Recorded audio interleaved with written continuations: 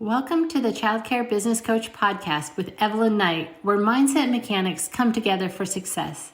Evelyn Knight is the leader of the ECE revolution and is on a mission to touch 1 million children's lives through the elevation of the ECE community.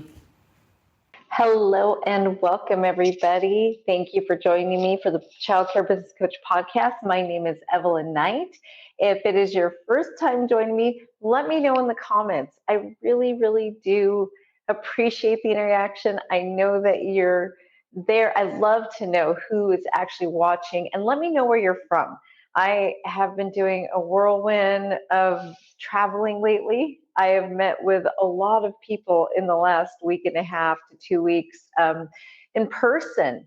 And it's, I've been in 4 states in the last week and a half. So I would love to know where you're watching from. And thank you so much for giving me your time and for finding enough value in me. I really do appreciate that. And I hope I bring you the same amount of value that you're bringing to me by just knowing that you're here watching. Or if you're listening to the podcast, I really do appreciate you. And I would really appreciate a 5-star review on Apple Podcasts or any of the podcasts that you listen to this podcast on. So thank you so much from the bottom of my heart. It does make my day to know that I'm making a difference. And I've been doing a lot of traveling lately and teaching. And I was home for, about 2 days. And in that time, I did a live training for my members of childcare business professionals on toxicity. And I don't have time to go into the entire training here, but there were elements that I really wanted to put out there on my podcast and on my live stream so that everybody could have the information. Because I am seeing something new happening in our world, and I don't think it's new. It's just new to me. And some of you are still very much in the dark about this, which is why I wanted to bring it up. And by the way, if you notice my background, and I am sorry about the echo, I am in an Airbnb in Dallas right now. Very unexpected trip. I did not know I would be here 2 days ago. And so here I am in Dallas. And so I did not have time to prepare. So it is kind of echoey in this Airbnb. But I just need to fulfill my commitment to you and show up for you. So again, I do apologize for the sound quality. But I just wanted to really talk to you about toxicity. And there is the toxicity that we all know, right? And I'm not going to go into that. And in our training, we did talk about like the blatant toxicity and how to handle that. But what I want to bring to you here is more the subtle toxicity or a covert toxicity, where people kind of go under the radar, right? And oftentimes, many people will think that these are some of the sweetest people in the world. So many people think the world of these people. But these people are taking little jabs. They're just saying things like, yeah, I'm really concerned because so-and-so is doing this, and this. And what you really don't see is that they're actually planting seeds in your mind, in your staff's mind. And it can be a parent, it can be one of your teachers, it can be a family member, anyone, as somebody, a member of the community, right? There's so many toxic people out there who do it in a very covert way. And that makes it a lot more dangerous. We're so used to dealing with the blatant toxicity, right? The toxicity that is just in your face, out there. We all know about just the negativity is one trait of toxicity. If you were in my training, by the way, and you're one of my members, put in the comments some of those traits we talked about for the overt toxic person, who it's like they gossip a lot. Basically, what it comes down to is they have a very low emotional IQ. That's really what it comes down to. They might be overly needy. They might be just, they are definitely a victim. They take no responsibility for what is happening around them. In one of my trainings that I do live, I really teach you how to spot toxic victim mentalities. And you may have one yourself and not even know it. I was once that person. I was very toxic in my victim mentality at one point in my life, and I did not know it. One other thing I'm going to premise here is that all of us, every single person, goes through seasons where we are the toxic one. So just keep that in mind. It helps me to show people more grace and to be a little bit more understanding. We go through seasons of toxicity, and we all have certain toxic traits, right? Right now, the big buzzword is narcissism, and people who are narcissistic, which we do deal with them. We do. And I'm thinking about doing a whole training on how to recognize that and how to combat that. But for the most part, it's more just toxicity in general that I want to talk about. And keep in mind, every single person alive has some kind of narcissistic traits. All of us do. The key is to recognize it and to reflect and try to overcome it. And what makes a narcissist is the fact that they will never come to terms with that. They can't admit it. They can't ever admit that there's something wrong with them or that there could possibly be. If you ever had the thought, maybe that's me, then it's not you. It's probably not, if you even question it. So, but there are toxic traits that we all have. And sometimes we might bring them to our child care center. And it is extremely dangerous for leaders to be the toxicity. I hear from so many leaders, and I've been with so many of you in person over the last few weeks. And the things I hear all the time are, I just can't deal with this, and I just can't deal with that. And one of the things that I really want everybody to hear me say and just to remember is a healthy person cannot work in an unhealthy environment. So if you are losing staff left and right, the answer is probably in your leadership. It probably is. And I know that's a tough pill to swallow. But there might be some toxicity happening that you're allowing to get out of control, right?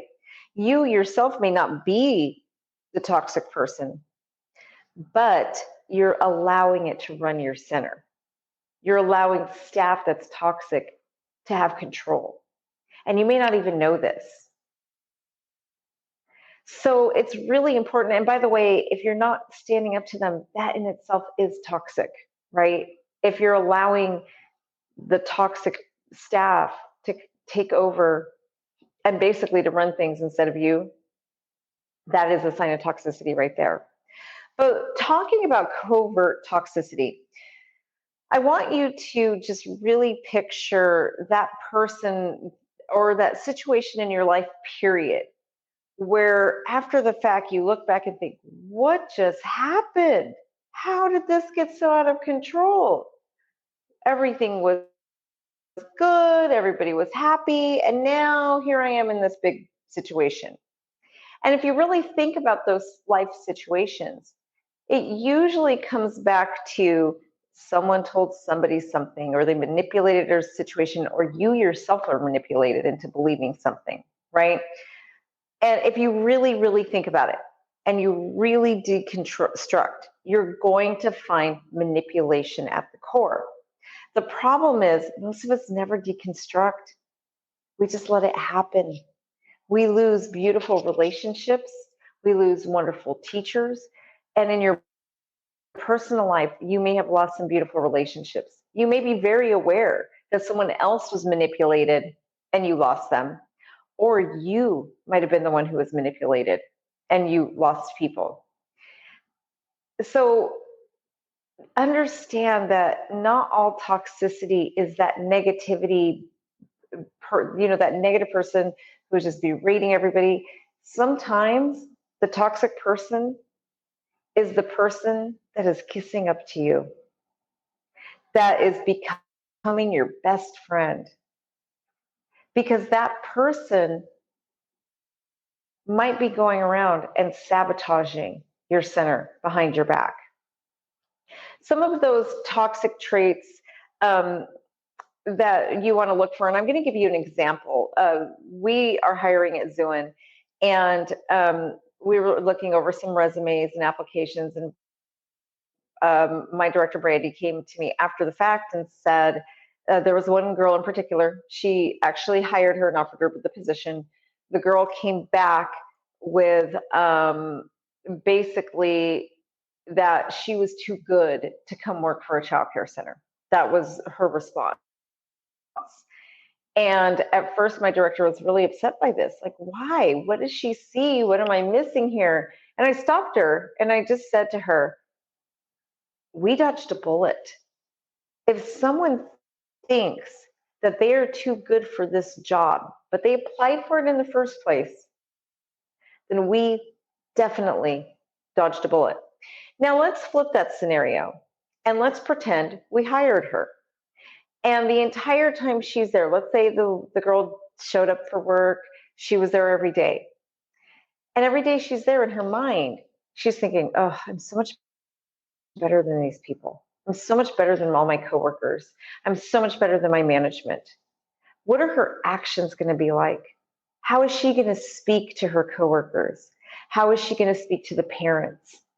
Some people who have these huge egos and just overinflated self-image, a lot of times they will be very kind.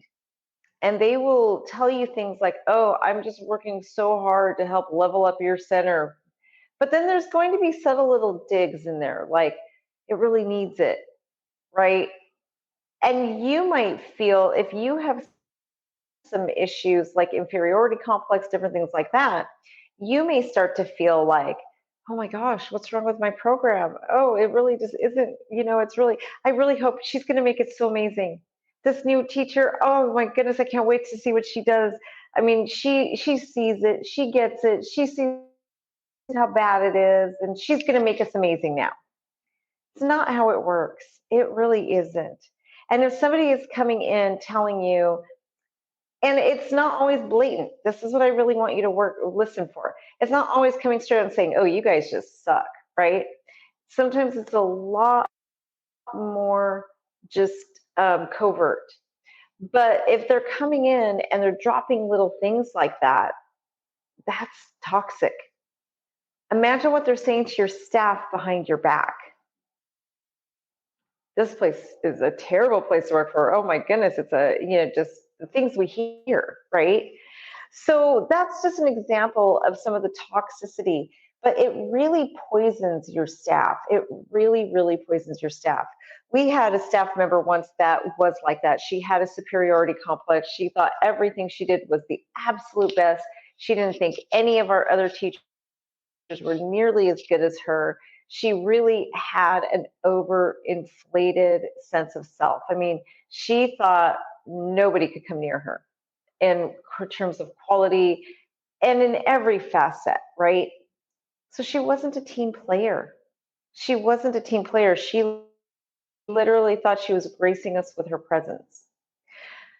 So she started going to the staff and telling them all the things that she didn't like about us and how ill-prepared and how this place would be so much better if she was running it. It would be so much better if she was the director. It would be because her ideas were greater, her ideas were better. Now think about the staff who listens to this. It's exhausting. Not only does it get into some of the staff's head and they start looking at it like, oh yeah, this place sucks, right? Because if you hear it over and over and over and that's what you're exposed to, you're going to start believing it. But for the staff who is healthy and they don't buy into things like that, they're going to leave too, because it's going to be exhausting to be with somebody who is negative like that, who is manipulative. Sometimes the manipulation actually looks like a kindness. They may come and say, oh, you are so lucky you hired me. You need me so bad. I can see how bad this classroom is, and just wait till I'm done. It's going to be great. Oh my goodness, it was just so bad. You know, that last teacher you had, good thing that she's in a different classroom now, because let me tell you how horrible these children were not getting what they needed. And It is dirty underneath every single bookshelf in this classroom. She was not doing her job. So she's coming to you, and a lot of times it may feel like she's preaching to the choir, right? But in reality, that's gossip. That is gossip. And that kind of berating and putting your team members down and thinking you are the key is a form of manipulation. And when it goes on year after year after year, it can really take hold. And that person is going to be running your program, and you're not even going to realize it. There's some other things like gaslighting as well, where gaslighting is a way to manipulate people by basically taking the truth, but really twisting it. Unfortunately, we see this in children a lot. One of the things I see, which just breaks my heart a lot, is like divorced parents, where one parent, let's say, I'm actually thinking of an example I've dealt with in my career, where one parent is remarried and doing really well financially. The other parent is still single and really, really struggling to make ends meet. So this parent that is really struggling works a lot of hours. They may work a lot more hours than the other parent. So the parent that doesn't have to work as much and has another spouse comes in and starts telling the child things like, oh, your dad's just always working, or your mom is just always working, isn't she? Man, it's too bad that she just doesn't want to be there for you. I know it must hurt you so much that you have to spend so much time at childcare when you're on mom's time, because she just works so much. I wish you could just be with me all the time, because you know I care about you so much because I'm here. Now, in a child's little brain, they don't understand, right? What they see is, you're right. When I'm with you, you're always around and you don't work as much. I get picked up from school. I don't have to go to the child care center. I get to go straight home and spend time with you. But when mommy or daddy has me, I've got to go to the child care center. And by the time they pick me up, it's dinner and I'm tired and I don't get a lot of time. It must be because they don't want to be with me. So it's that kind of manipulation that your staff is doing to each other too. Parents might be doing to you. They might be doing it to you. I had a staff member a few years ago who would come in and just act like they really cared about other staff members and just say, I'm really worried. Did you notice that so-and-so has been late like a couple minutes from their lunch every day? What's going on? Do you think they're okay? I really want to do something to help. What can I do to help? That person had no concern over the staff member, just making sure it's on our radar, right? They make themselves seem sweet and caring sometimes, and they take some truth. And in this situation, I was just thinking that the staff member actually wasn't late. She was clocking out late every day. And so it really wasn't. But in my mind, I started thinking, oh, she is coming back from lunch late every day.